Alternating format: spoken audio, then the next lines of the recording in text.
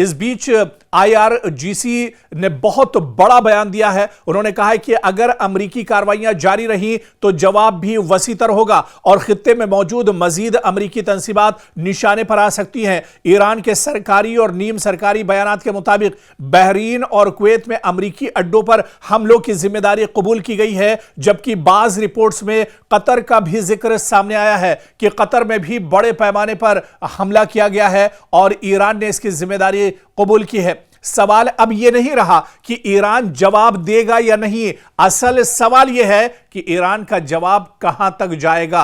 अब ईरान कितनी मजबूती के साथ दरअसल जवाब दे रहा है। क्या यह हमले महज एक महदूद जवाबी कार्रवाई है या फिर मशरिक़ वस्ता एक ऐसे मरहले में अब दाखिल हो चुका है जहां ईरान, अमेरिका, खलीजी रियासतें, अबनाए हुर्मुज, तेल के आलमी सप्लाई और इलाकाई सलामती सब एक ही जंगी दायरे में दरअसल अब आते हुए नजर आ रहे हैं। और आप देखिए कि ईरान पहले से कहीं ज्यादा मजबूत नजर आ रहा है।